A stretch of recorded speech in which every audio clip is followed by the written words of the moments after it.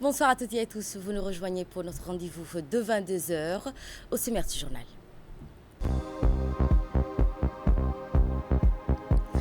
Le chef de l'État, chef du gouvernement, a regagné le pays après sa participation au sommet l'Union européenne, l'Union africaine. Et au Proche-Orient, le chef d'état-major du Hezbollah a été tué dans des frappes. La tension est pesante à Gaza. Bonsoir et bienvenue sur Télé Djibouti. Le président de la République, Ismaël Omar Guelleh, a regagné donc la capitale à l'issue de sa participation au 7e sommet l'Union africaine, l'Union européenne. Le président de la République, son Excellence Ismaël Omar Guelleh, a regagné le pays ce mardi en fin d'après-midi à l'issue de sa participation aux travaux du 7e sommet entre l'Union européenne et l'Union africaine qui a eu lieu donc 2 jours durant, du 24 au 25 novembre à Luanda dans la capitale angolaise. La rencontre intervenant tous les 3 ans, le sommet l'Union africaine et l'Union européenne n'a pas dérogé au principe d'allier un volet central à ces travaux à la réalisation d'un état général des lieux et des relations entre les deux continents. C'est ainsi que les thématiques traditionnelles de coopération entre les deux continents ont été évoquées. Les thématiques qui ont été abordées sont entre autres la paix, la sécurité, le développement, l'immigration, qui ont été donc longuement discutés.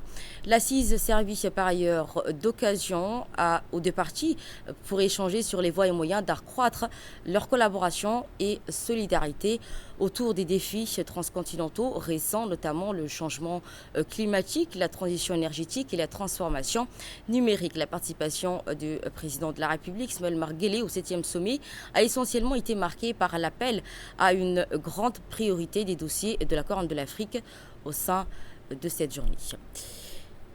Les dirigeants africains et européens se sont donc réunis hier à Luanda au sommet Union africaine, Union européenne. Ce sommet qui s'est tenu 2 jours durant avait pour objectif de renforcer les liens économiques et politiques entre les deux continents. Plus de 80 chefs d'État et de gouvernement, dont le président de la République, Ismaël Omar Guelleh, à la tête d'une importante délégation, ont participé à cette rencontre. Les discussions ont porté principalement sur le commerce, l'immigration, l'accès en matières premières essentielles.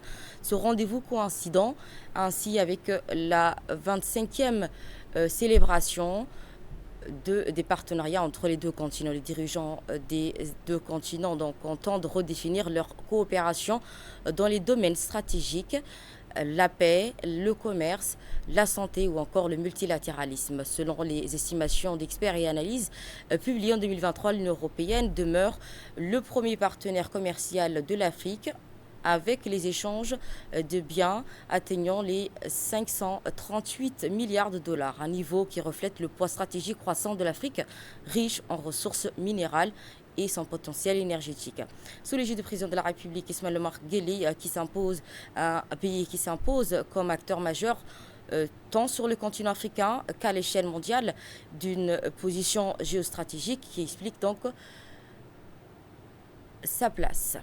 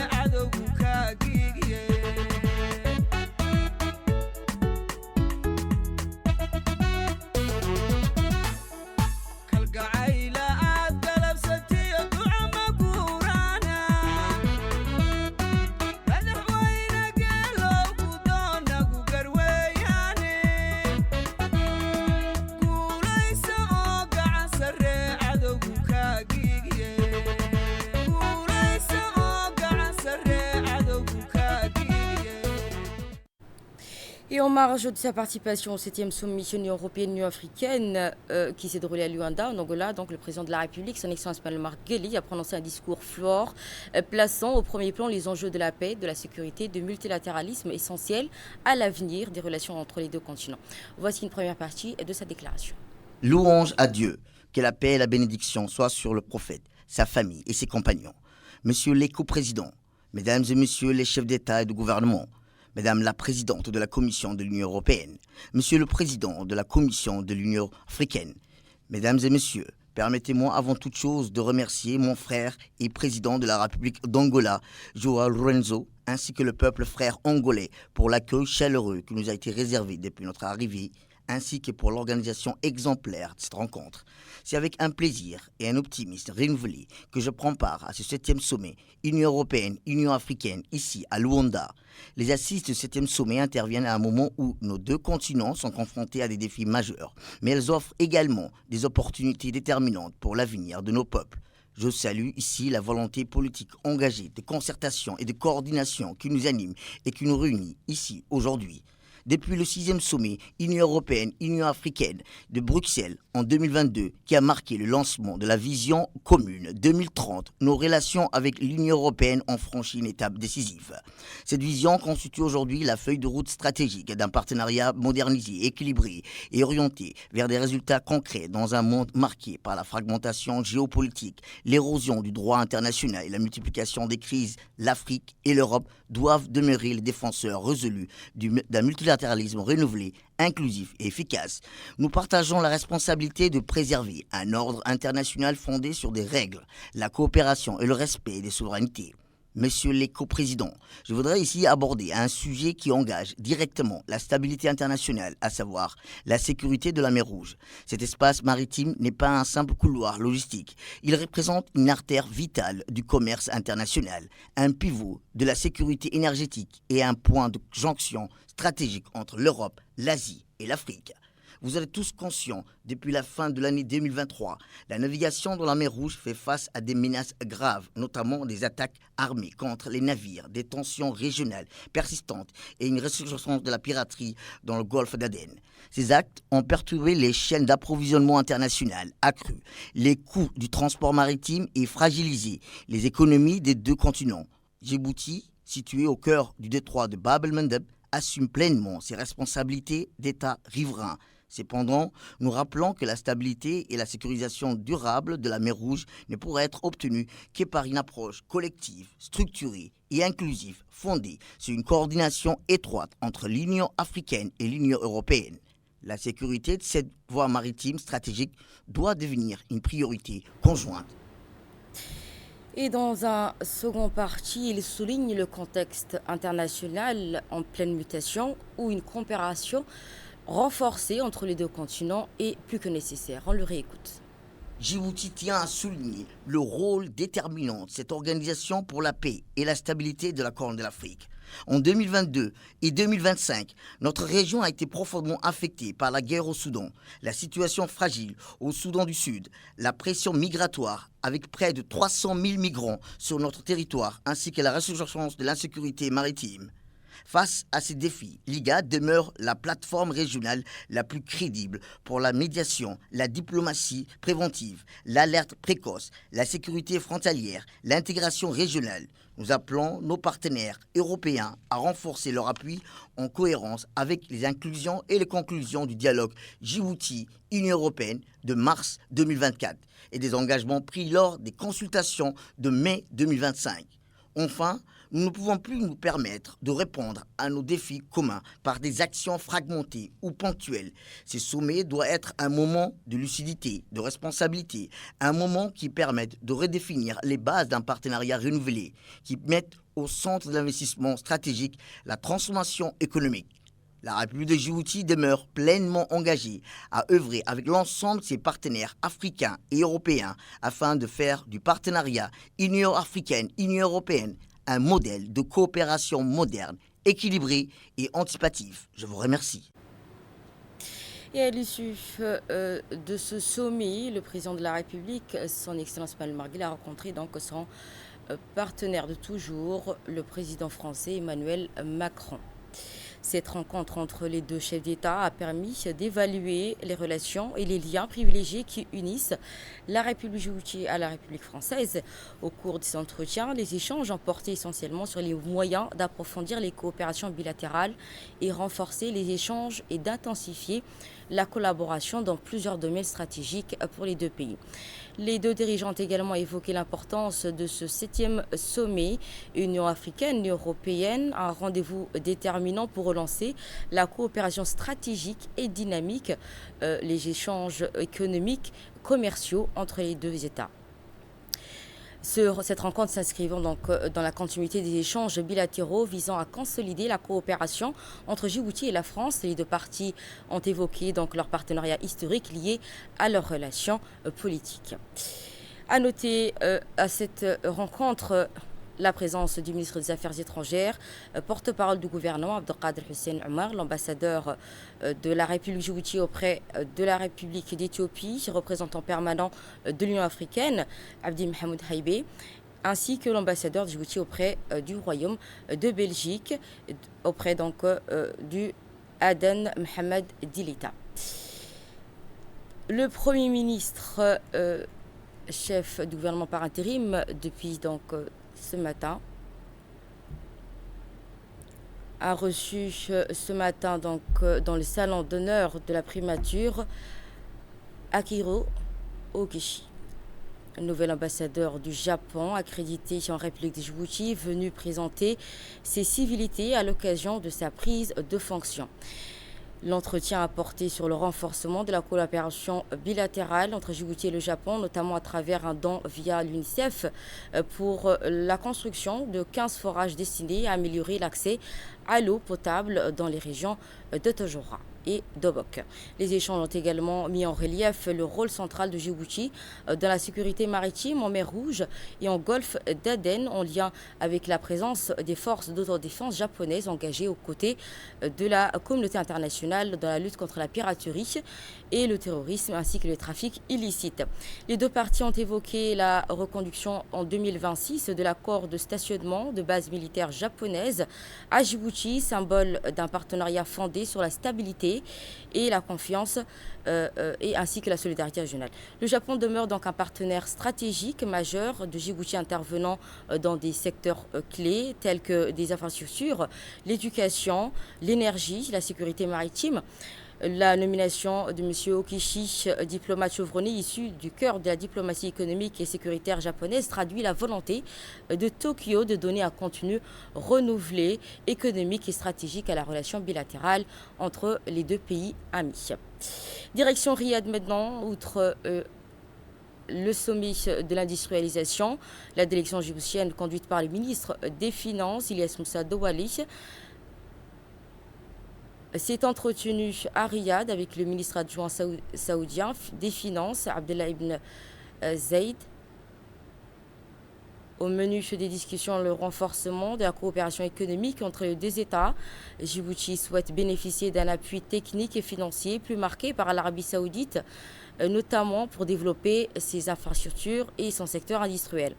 Le ministre a également insisté sur des points clés tels moderniser et renforcer les capacités des administrations publiques djiboutiennes afin d'attirer davantage d'investisseurs. Côté saoudien, Abdullah ibn Zarad a réaffirmé la volonté de son pays d'accompagner Djibouti dans ses réformes et son développement, avec déjà plusieurs programmes en cours pour former le cadre d'un soutien dans les grandes orientations.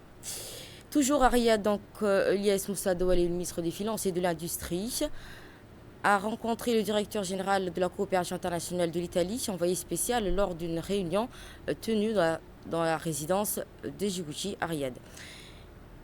La réunion a permis d'engager les échanges constructifs autour du renforcement des relations bilatérales entre Djibouti et l'Italie.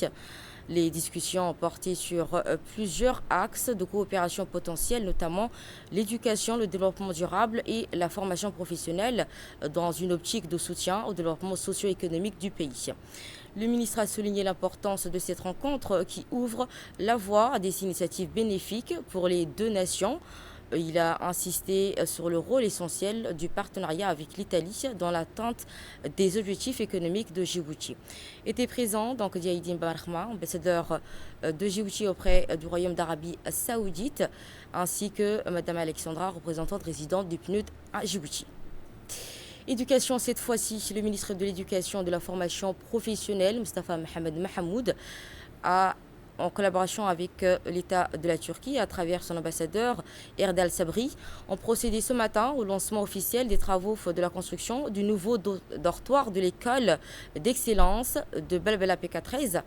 La cérémonie s'est déroulée dans l'enceinte de l'établissement en présence de Adel Hussein Abdillahi, l'ambassadeur de Djibouti auprès de la Turquie. Ce projet d'envergure entièrement financé par un don de la société Sarali Group de la République de la Turquie s'inscrit dans une dynamique de renforcement des infrastructures éducatives nationales. Il vise à améliorer de manière significative les conditions d'hébergement de la vie des élèves de cette école emblématique. Le programme prévoit ainsi la construction de 3 blocs de dortoirs modernes d'une superficie de 390 mètres carrés pouvant accueillir 108 élèves. Dans son allocution, l'ambassadeur n'a pas manqué d'exprimer sa satisfaction de contribuer à cette initiative qui qualifie de témoignage concret d'amitié profond entre les deux États. Il a salué l'engagement commun en faveur de l'éducation, rappelant qu'il s'agit d'une priorité stratégique. Il a également remercié les autorités djiboutiennes et le président de la République pour leur soutien constant.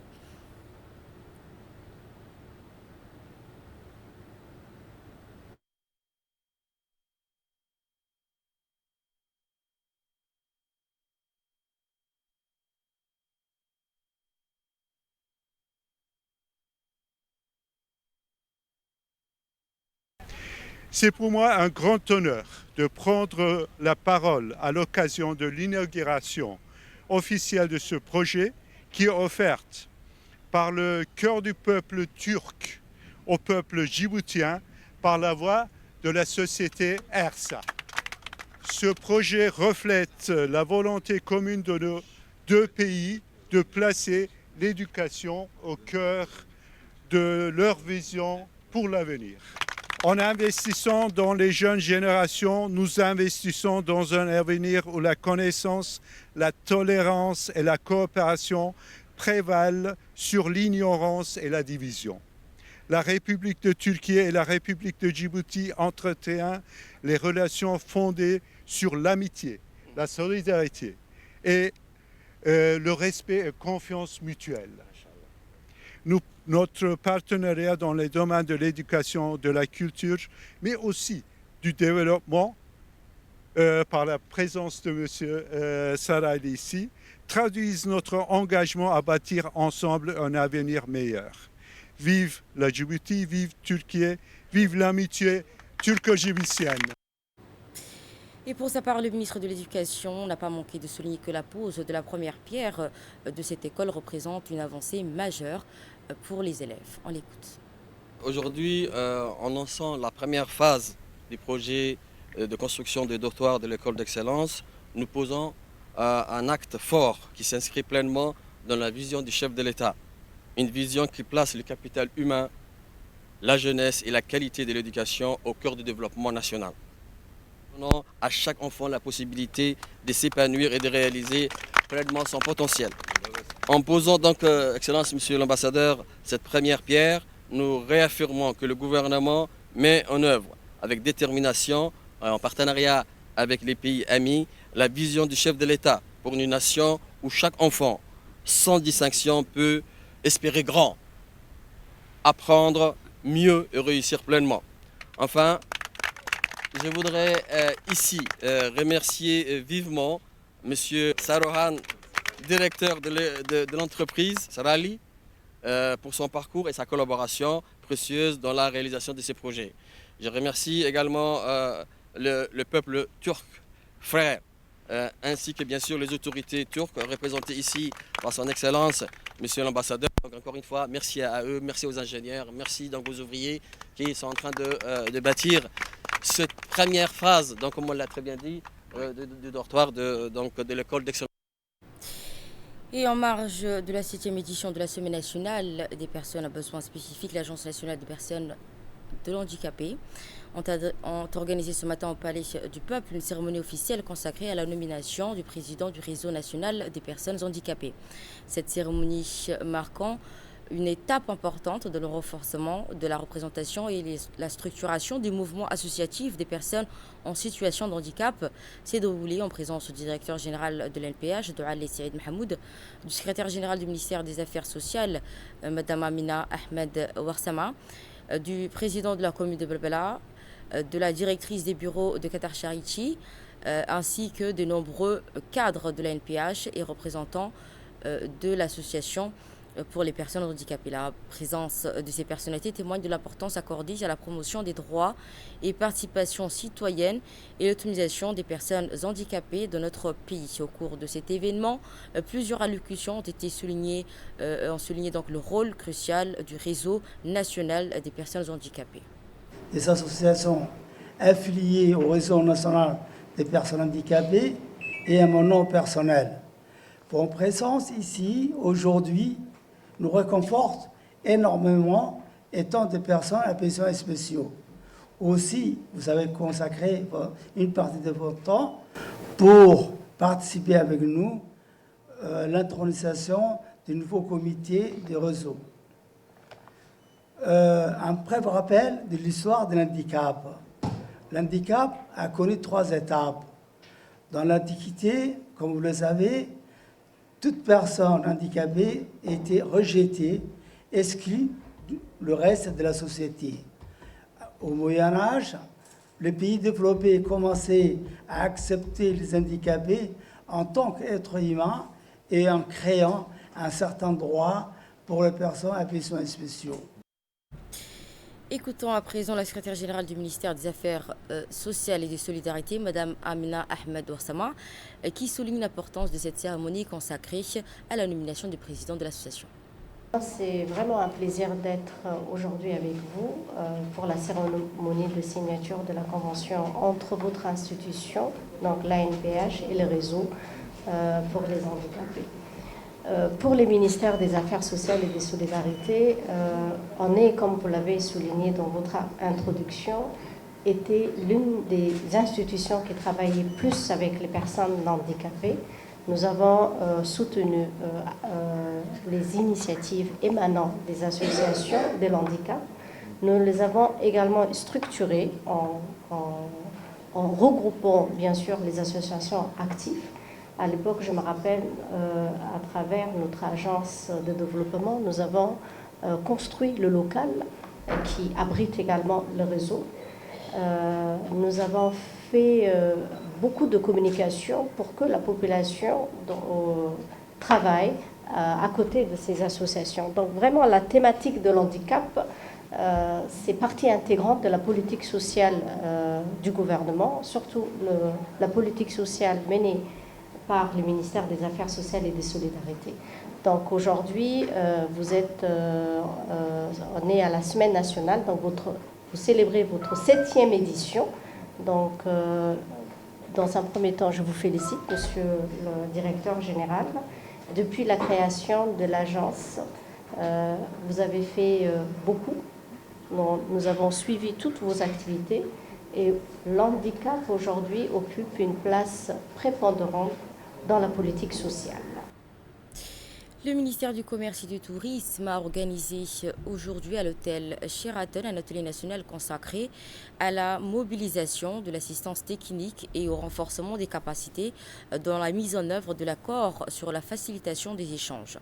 Cet événement majeur organisé en partenariat avec Mark Africa, l'Organisation mondiale du commerce, l'OMC, et l'Agence française de développement a réuni un large panel de participants, dont des représentants d'institutions publiques, experts nationaux, partenaires techniques et acteurs clés du commerce. L'atelier a débuté par une première session dédiée à l'avancement des travaux de planification. La mise à jour qui a permis de rappeler les progrès tout en soulignant ainsi les défis structurels et opérationnels qui nécessitent un accompagnement renforcé. Cet atelier a constitué une plateforme essentielle pour redéfinir les actions prioritaires et mobiliser les ressources nécessaires à la réalisation des engagements pris par Djibouti dans le cadre de l'AFE. Le nouveau préfet de Djibouti-Ville a lancé ce matin sa visite de tournée. Le nouveau préfet, M. Abdi Hassan Ahmed, a effectué sa première visite officielle destinée à prendre contact avec les différents services des préfectures ainsi que les sous-préfectures du premier arrondissement. Cette tournée inaugurale visait à rencontrer les responsables administratifs, de s'imprégner du fonction des services ainsi que réaffirmer les priorités stratégiques en matière de gouvernance locale et de proximité avec les administrés et améliorer ainsi une efficacité des services.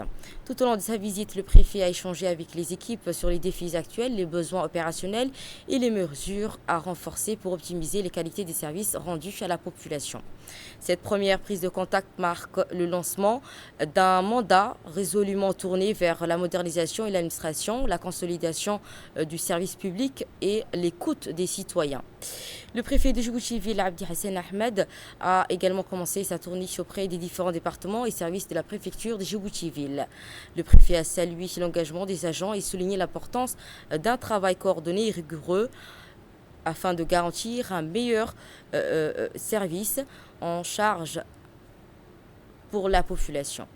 Cette première prise de contact marque le lancement d'un mandat résolument tourné vers la modernisation et l'administration, la consolidation des services publics à l'écoute attentive des concitoyens. L'ONG PLE a organisé donc leur clôture d'ateliers, une assemblée générale annuelle, un rendez-vous important qui a réuni ses membres ainsi que plusieurs organisations désireuses de rejoindre la plateforme. Cette rencontre a été marquée par l'adhésion de nouvelles associations témoignant du dynamisme du secteur associatif et l'intérêt croissant sur les questions de développement durable. Parmi les décisions majeures adoptées lors de cette assemblée générale, a officialisé la création de 2 commissions, une commission qui servira d'inclusion sociale et de genre, chargée de promouvoir l'égalité, de protéger ainsi les droits. Une seconde commission spécialisée destinée à améliorer le suivi, la coordination et le professionnalisme des initiatives locales. L'ONG PLE a apporté un appui technique significatif à plusieurs associations, notamment de la mise en œuvre des activités de formation et membres dans le cadre de l'amélioration de leur fonctionnement. Écoutons à présent donc le président de l'association. Aujourd'hui, bien sûr, l'ONG PLE a appuyé le forum pour bien sûr faire son assemblée générale, mais en même temps, bien sûr, créer une commission qui va bien sûr débattre avec les parlementaires, avec bien sûr les sectoriels et qui vont créer ensemble ce qu'on appelle le comité technique tripartite dans le cadre du projet d'appui au dialogue, à la concertation de la société civile, des sectoriels et des membres du Parlement. Donc, d'autres associations nous ont rejoints aujourd'hui aussi. Donc, cette commission, bien sûr, sera présidée toujours par le président du forum. Le Conseil national de la société civile est là aussi. L'ONG EVA, l'ONG PLE et d'autres associations vont bien sûr rejoindre ce groupe de thématiques qui vont travailler avec les parlementaires et avec les sectoriels. C'était donc l'intervention de Debar Moussa, le président par intérim de l'association. Djibouti Port Corridor Road, en partenariat avec les services mobiles d'urgence et de réanimation du CHU de Djibouti, a clôturé un vaste programme de formation de premiers secours destiné à son personnel. Lancée le 22 juin 2025, cette formation de plus de 4 mois constitue un investissement majeur dans le renforcement des capacités d'investissement. Plus d'une centaine de collaborateurs, agents de terrain, personnel administratif, cadres et directeurs ont été formés aux gestes de survie, de réanimation cardiaque, à l'évaluation des situations critiques et au protocole d'alerte. Un apprentissage assuré par les équipes expérimentées du CEMUR et de l'hôpital Giroud ont assisté donc cette formation. Les évaluations finales ont relevé un excellent niveau général avec une forte présence des femmes parmi les meilleurs participants. Leur performance marquera donc le dynamisme du personnel féminin du DPCR. Ces lauréats serviront désormais de relais de sécurité au sein de leur équipe.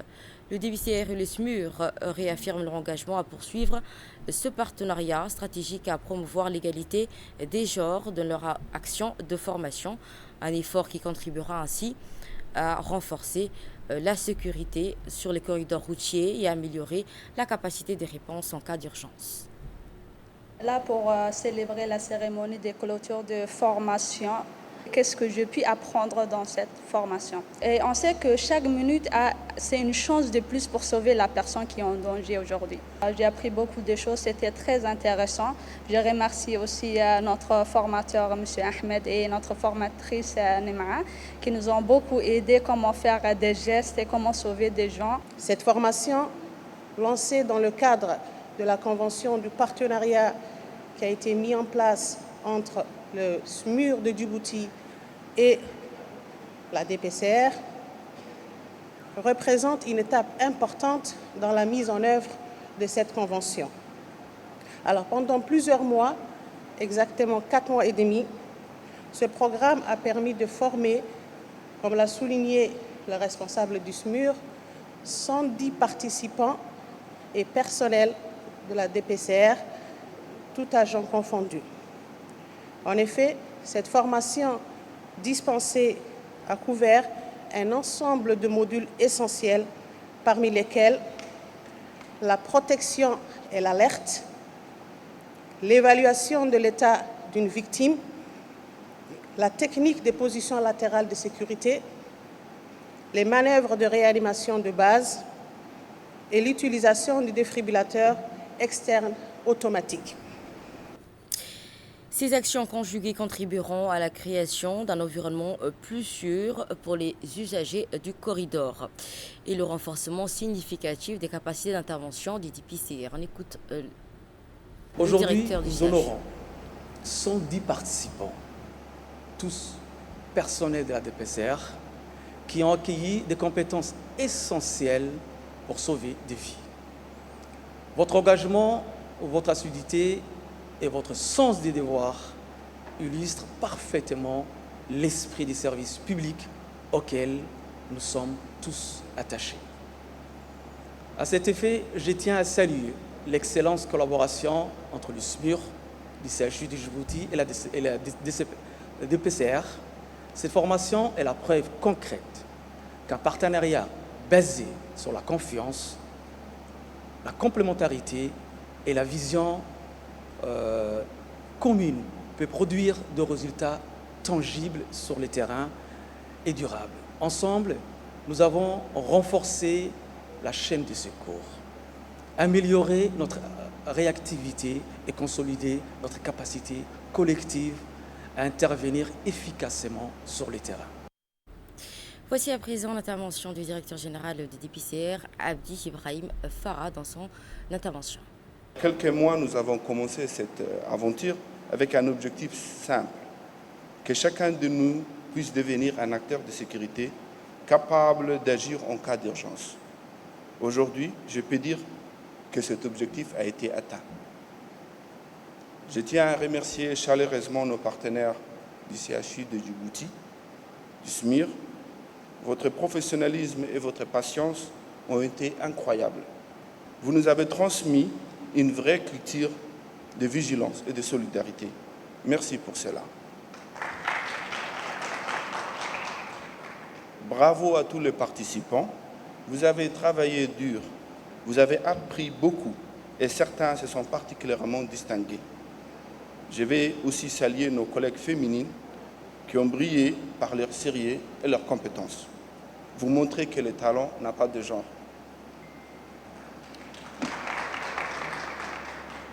Donc, les compétences que vous avez acquises ne resteront pas dans cette salle. Elles vous rendront capables d'agir partout, au travail, à la maison et sur nos routes. Vous êtes maintenant des relais de sécurité pour vos équipes, vos familles et tous ceux qui empruntent nos corridors routiers. Vous savez, quand il y a un accident, savoir déjà comprendre ce qui se passe, savoir comprendre ce qu'il faut faire, c'est déjà très important. Vous savez, quand vous êtes des parents, vous avez votre enfant, par exemple, qui peut avaler n'importe quoi, savoir maintenant ce qu'il faut faire déjà, c'est ça qui est très important. Cette formation n'est pas la fin. C'est le début d'une nouvelle étape pour DPCR où la sécurité devient un réflexe, une vraie responsabilité que nous partageons tous. Nous continuerons à former, à innover et à améliorer la sécurité sur nos routes. Bientôt, nous continuerons cette collaboration avec le SMIR pour former l'escadron de sécurité routière de la gendarmerie nationale. Et nous allons dans les régions de l'intérieur à l'ICB, notamment une délégation de haut niveau de l'autorité intergouvernementale pour le développement. L'IGAD, accompagnée par les représentants des États membres, participe à la 5e réunion annuelle du comité directeur des fonds régionaux pour la migration. Ainsi, les responsables de la Banque allemande de développement ont effectué ce jeudi dernier une visite officielle sur le terrain à l'ICB. À leur arrivée, les membres de la délégation ont été chaleureusement accueillis par le préfet de la région, Abdelmalik Mohamed Bouneita, par le président du conseil régional, Sharmaki Hassan Al-Ali. Conduit par le préfet de la région d'Al-ICB, la délégation a entamé une tournée dans les galeries marchandes actuellement en construction au centre-ville. Elles se sont donc ensuite rendues au lycée technique d'Al-ICB pour voir de visu l'état des chantiers. Les responsables ont pu examiner les blocs pédagogiques et administratifs ainsi que les nouvelles infrastructures destinées à renforcer les formations professionnelles des jeunes. Dans le cadre de cette deuxième tournée du comité, la délégation et membres du gouvernement ont également visité plusieurs autres infrastructures financées par la RMF. Certains sont déjà achevés et d'autres en cours d'exécution. Cette visite a permis d'observer concrètement l'impact des investissements et d'identifier les bonnes pratiques, de mieux comprendre les contraintes opérationnelles et de renforcer la coopération entre les acteurs locaux, régionaux et internationaux. La mission a été conduite par Ibrahim Kasso, coordinateur des opérations du RMF, et au sein de l'IGAD, accompagné également des représentants des membres du gouvernement, et les représentants directeurs de la division de santé et de développement social de l'IGAD, de l'ambassadeur Moussa Megag. Monsieur Kasso a souligné dans une intervention que les investissements renforcent les infrastructures essentielles, soutenant ainsi les moyens de subsistance et améliorer la cohésion sociale entre les réfugiés et les habitants. Il a également salué l'engagement des autorités locales, indiquant que les priorisations des zones transfrontalières et éloignées restent au cœur de l'action de l'IGAD. Ce projet qui traduit notre engagement commun envers la population les plus vulnérables. Djibouti demeure une référence mondiale en matière de solidarité et envers donc les réfugiés.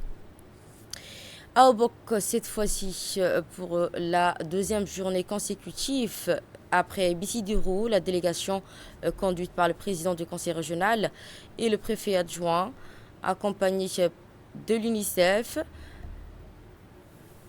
avec à sa tête la représentante résidente Madame Bis Dastel, se sont rendus dans la localité de Lhassa. La population du village menée par le chef coutumier a réservé un accueil particulièrement chaleureux à la délégation. Avant de rencontrer la communauté, la mission s'est d'abord rendue au puits ancestral de Lhassa qui nécessite d'importants travaux de réhabilitation. Sur place, les autorités et la représentante de l'UNICEF ont pu constater de visu l'état des infrastructures. La délégation a ensuite échangé avec les représentants de la communauté dans un local construit de manière traditionnelle par les habitants, avec l'appui de cadres original de la localité vivant dans la localité. Ce local servira de dortoir pour les enfants des campements environnants. Après des mots de bienvenue, les habitants ont exposé de nombreuses difficultés auxquelles ils font face. Les discussions ont principalement porté sur l'éducation, la santé, l'accès à l'eau et le soutien aux initiatives communautaires. À tour de rôle, le préfet adjoint, le président du conseil régional et la représentante de l'UNICEF ont salué l'accueil chaleureux de la communauté et a rassuré les habitants de Lhassa des réponses qui seront apportées à leur doléances. Et de là, une passion équateur de nos frontières, notamment en Éthiopie, où un volcan entre en éruption après 12 000 ans de cendres qui a atteint donc les pays voisinants. Un volcan éthiopien est entré en éruption dans le nord-est de l'Éthiopie, un événement géologique rare qui se produit pour la première fois depuis environ 12 000 ans selon le programme mondial de la volcologie. Le volcan est situé dans la région Afar, au sein des zones de rift qui connaît une activité tectonique intense. Aucun enregistrement connu d'éruption de ce volcan n'existe au cours des 10 derniers millénaires, bien que les archives de la région ne soient limitées. Le volcan, qui cumule environ 500 mètres, a projeté donc d'immenses colonnes de fumée atteignant les 14 km à de hauteur avant de son activité ne se calme après quelques heures. Et c'était dans les titres les frappes israéliennes sur Beyrouth. Israël a mené donc une frappe aérienne dans les quartiers de Haret, dans le banlieue sud de Beyrouth, marquant le premier bombardement direct dans la capitale libanaise depuis juin. L'attaque a entraîné la mort du chef d'état-major des Hezbollah, Haitham Ali, ainsi que plusieurs autres victimes civiles selon le ministère libanais de la Santé. L'armée israélienne a déclaré que l'opération visait à empêcher le Hezbollah de se réarmer et de reconstruire leur capacité militaire. De son côté, le Hezbollah a condamné la frappe, la qualifiant de violation grave à la trêve d'escalade dangereuse. Ce sera tout. Merci à vous de nous avoir suivis. Vous étiez sur Téléjouti.